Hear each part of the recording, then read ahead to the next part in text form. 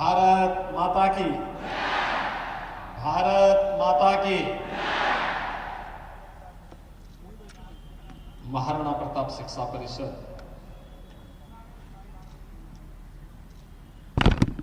के 90वें संस्थापक सप्ताह समारोह के आज के इस उद्घाटन कार्यक्रम में मुख्य अतिथि के रूप में उपस्थित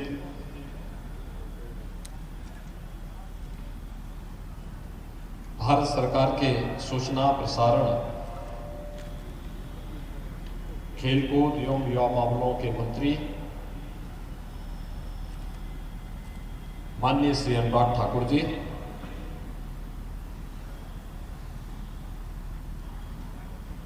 महाराणा प्रताप शिक्षा परिषद के अध्यक्ष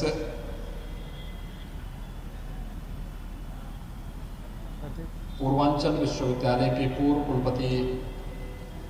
प्रोफेसर उदय प्रताप सिंह जी,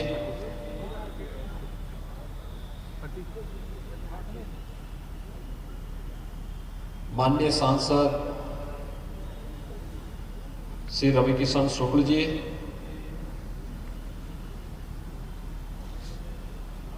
गोरखपुर के महापौर श्री सीताराम जायसवाल जी, जिला पंचायत के अध्यक्ष श्रीमती साधना सिंह जी, माननीय विधायकगण डॉक्टर राधा मोहन दास अग्रवाल जी, श्री विपिन सिंह जी, श्री राघवेंद्र सिंह जी, श्री राकेश सिंह बघेल जी,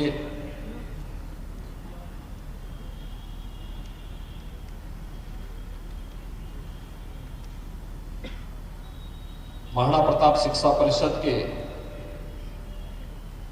सभी पदाधिकारीगण, श्री राजेश मोहन सरकार जी, चौधरी प्रमोद चंद जी, श्री धर्मेंद्र सिंह जी, श्री प्रमथनाथ मिश्र जी,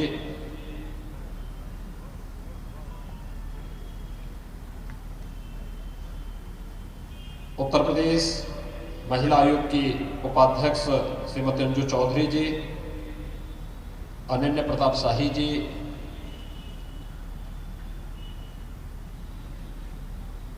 कालीबाड़ी के मोहन जी,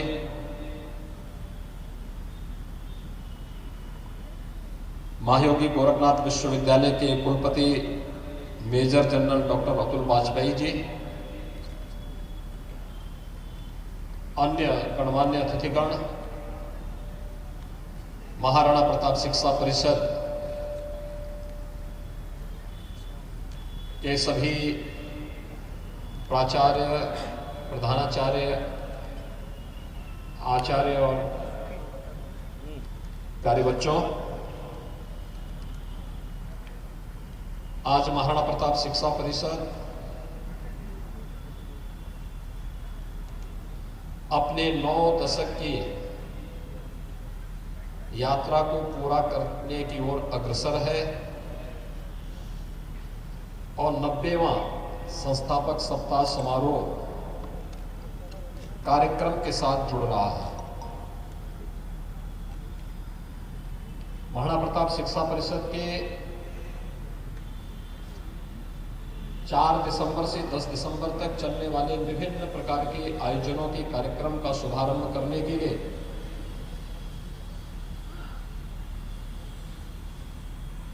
गोरखपुर में भारत सरकार के सूचना प्रसारण, खेल और युवा मामलों के मंत्री माननीय श्री अनुराग सिंह ठाकुर जी का आगमन हुआ है। उत्तर प्रदेश की धरती में वे आए हैं,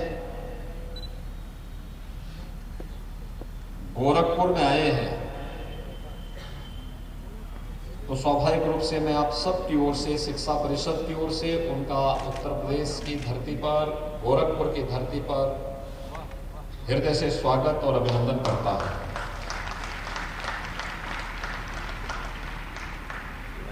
यह इसलिए भी महत्वपूर्ण है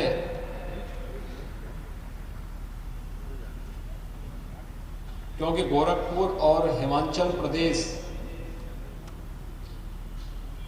के वे मूल निवासी हैं और हिमाचल प्रदेश और गोरखपुर का एक बहुत नजदीक का संबंध भी है। जिस महायोगी के नाम पर गोरखपुर का नाम गोरखपुर पड़ा है, महायोगी बाबा गोरखनाथ जी का गोरखपुर में आगमन हिमाचल प्रदेश से ही कांगड़ा जी के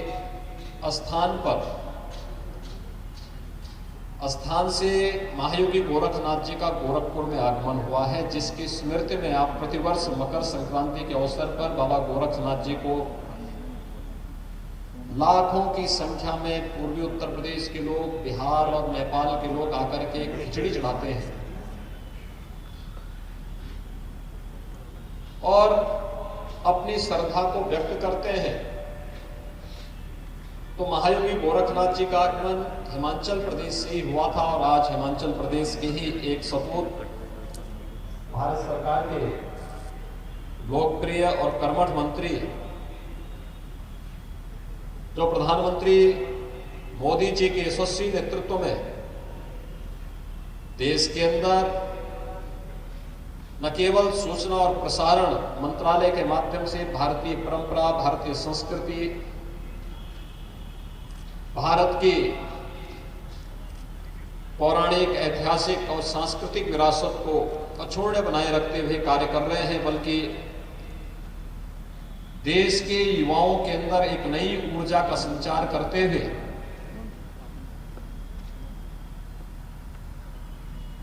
आजादी के बाद पहली बार ये देखने को मिला है कि भारत में कितनी ऊर्जा, और भारत दुनिया का सबसे युवा राष्ट्र है। जब ओलंपिक और पैरालंपिक में भारत के खिलाड़ी शानदार प्रदर्शन करके वापस आते हैं तो उस विभाग के मंत्री के रूप में आज आपका गोरखपुर में आगमन हुआ है। गोरखपुर में ब्रह्मलीन गोरक्षपीठाधीश्वर महंत दिग्विजयनाथ जी महाराज के द्वारा 1932 में स्थापित महाराणा प्रताप शिक्षा परिषद के संस्थापक समारोह के उद्घाटन कार्यक्रम के मुख्य अतिथि के रूप में आपका हृदय से स्वागत और अभिनंदन है। महाराणा प्रताप शिक्षा परिषद की शुरुआत ही 1932 में इस उद्देश्य से हुई थी। कहते हैं उस समय महंत दिग्विजयनाथ जी युवा थे। उनकी कुल आयु उस समय 36-37 वर्ष रही होगी और उस उम्र में जब वह देश की आजादी के आंदोलन के साथ जुड़े हुए थे, बहुत नजदीक से जुड़े हुए थे, उस समय जब उन्हें पता लगा कि उनके स्कूली गुरु को उस समय इसलिए स्कूल से बर्खास्त कर दिया गया क्योंकि उन्होंने देश की आजादी के लिए कुछ आह्वान किया था और उस अभियान के साथ जुड़े थे, तो उन्हें स्कूल से शासन ने बर्खास्त कर दिया। अपने गुरु के सम्मान के लिए उन्होंने जिस स्कूल की स्थापना की, वही स्कूल आज महाराणा प्रताप इंटर कॉलेज है, जिसमें 5000 से अधिक बच्चे वर्तमान में भी अध्ययन कर रहे हैं। और वही स्कूल महाराणा प्रताप शिक्षा परिषद की नींव पड़ी, जिस महाराणा प्रताप शिक्षा परिषद में आज लगभग 50 संस्थाएं शिक्षा के लिए, स्वास्थ्य के लिए, सेवा के विभिन्न प्रकल्पों के साथ जुड़ करके समाज और राष्ट्र निर्माण के केंद्र और प्रदेश सरकार के आह्वान के साथ अपने आप को जुड़े हुए हैं। महंत दिग्विजयनाथ जी महाराज के द्वारा स्थापित और ब्रह्मलीन गोरक्षपीठाधीश्वर महंत अभेद्यनाथ जी महाराज के द्वारा पल्वित पोषित महाराणा प्रताप शिक्षा परिषद अपनी सभी संस्थाओं के उन्नयन के लिए, इसमें अध्ययनरत छात्र छात्राओं, यहां पर शिक्षणोत्तर कर्मचारी, यहां के आचार्यगण, प्रधानाचार्य और प्राचार्यगण ये सभी लोग मिलकर के न केवल अपने कैंपस में बल्कि उसके बाहर भी राष्ट्रीय मूल्यों की शिक्षा, देशभक्ति की शिक्षा न केवल सैद्धांतिक और व्यावहारिक जीवन में बल्कि एक छात्र के सर्वांगीण विकास में क्या भूमिका होनी चाहिए शिक्षा की, इस भूमिका का निर्वहन करते चले आ रहे हैं। हम सब जानते हैं वर्तमान में पूरी दुनिया विगत 20 माह से एक महामारी का सामना कर रही है, एक कोरोना महामारी। इसने सामाजिक जीवन को और सामान्य जनजीवन को बुरी तरह दुनिया के अंदर प्रभावित किया। लेकिन हम सबका सौभाग्य है कि भारत के अंदर प्रधानमंत्री मोदी जी के यशस्वी नेतृत्व में कोरोना प्रबंधन दुनिया के सामने एक उदाहरण बना है। और कोरोना कालखंड में जब दुनिया अपने को बचा रही थी, तब भारत के अंदर न केवल भारत को बचाने, भारत के एक एक नागरिक की चिंता करने का दायित्व प्रधानमंत्री मोदी जी के नेतृत्व में कुशलतापूर्वक उन कार्यों का निर्वहन किया गया, बल्कि पहली बार भारत के युवाओं के लिए, भारत के छात्रों के लिए, छात्राओं के लिए, उनके सर्वांगीण विकास के लिए और उनके जीवन की इस महत्वपूर्ण यात्रा के मार्ग में कहीं कोई बाधा ना आने पाए, भारत सरकार ने एक नई राष्ट्रीय शिक्षा नीति को भी लागू किया है। जो राष्ट्रीय शिक्षा नीति अगले वर्ष से लागू होने जा रही है, जिसकी अभी से धमक सुनाई दे रही है। एक नए भारत को कैसे निर्माण में हमारी युवाओं की भूमिका हो सकती है, इस भाव के साथ इस कार्यक्रम को आगे बढ़ाना है। और मुझे लगता है कि मैंने स्वयं भी एक वर्ष पहले महाराणा प्रताप शिक्षा परिषद के सभी प्रधानाचार्यों के साथ, प्राचार्यों के साथ बैठ करके इसके बारे में जानकारी ली थी कि आखिर नई शिक्षा नीति के लिए आप लोगों ने क्या कार्य योजना बनाई है। और मैं चाहूंगा अभी से हम लोगों को उस कार्य योजना के साथ जुड़ना होगा। यह वर्ष हमारे लिए बहुत महत्वपूर्ण है। देश की आजादी का अमृत महोत्सव और गोरखपुर की चौरी चौरा की घटना का इस शताब्दी वर्ष भी है।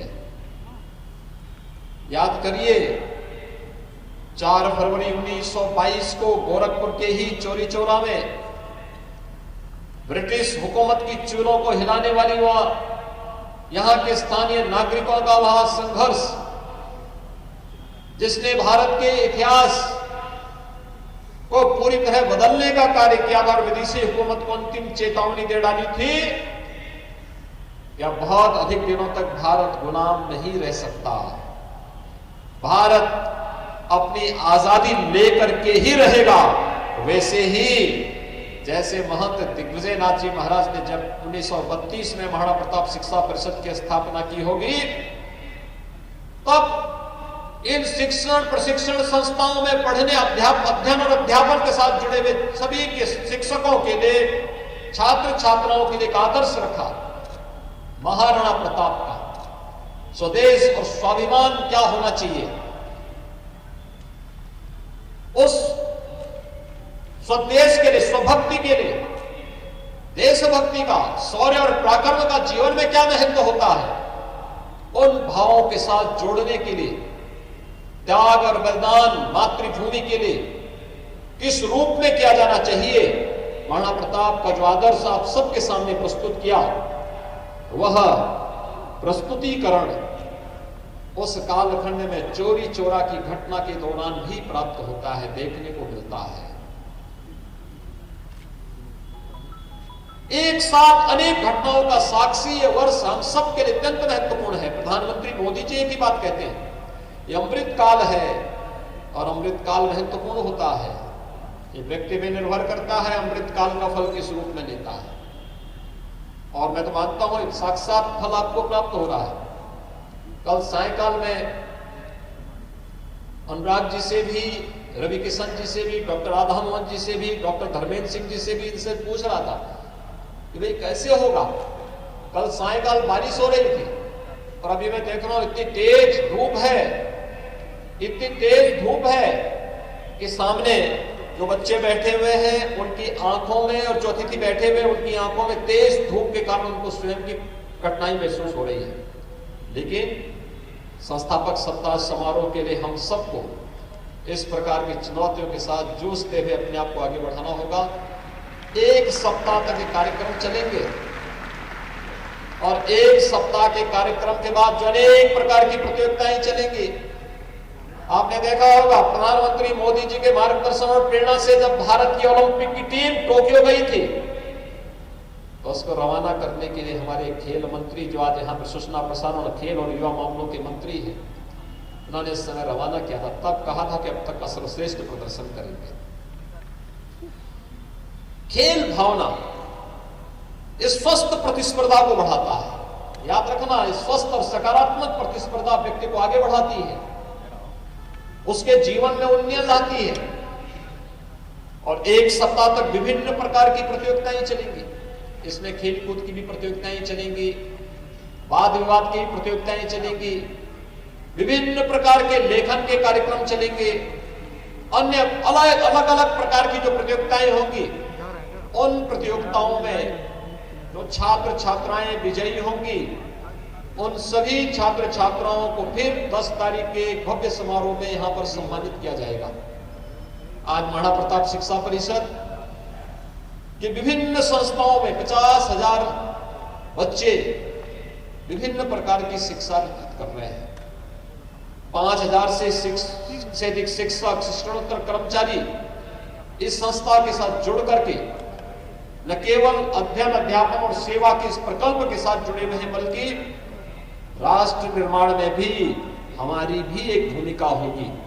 कोई स्वास्थ्य के अभियान के साथ जुड़ा हुआ है, कोई शिक्षा के अभियान के साथ जुड़ा हुआ है, कोई किसी सेवा के प्रकल्प के साथ जुड़ा हुआ है। हर व्यक्ति का अपना योगदान है और यही तो धर्म है। हर व्यक्ति अपने अपने कर्तव्यों का निर्वहन कर ले, यही सबसे बड़ी बात है। और आज जब हम लोग शिक्षा परिषद का यह वर्ष महत्वपूर्ण है, 90 वर्ष होने जा रहे हैं पूरे। 90 वर्ष का मतलब एक लंबी यात्रा, एक लंबी यात्रा जहां पर एक मार्गदर्शक के रूप में एक व्यक्ति की भूमिका होती है, वरिष्ठतम अभिभावक के रूप में समाज, परिवार के बाद समाज की मार्गदर्शक की भूमिका होती है। और ये केवल व्यक्ति के लिए नहीं होता, यह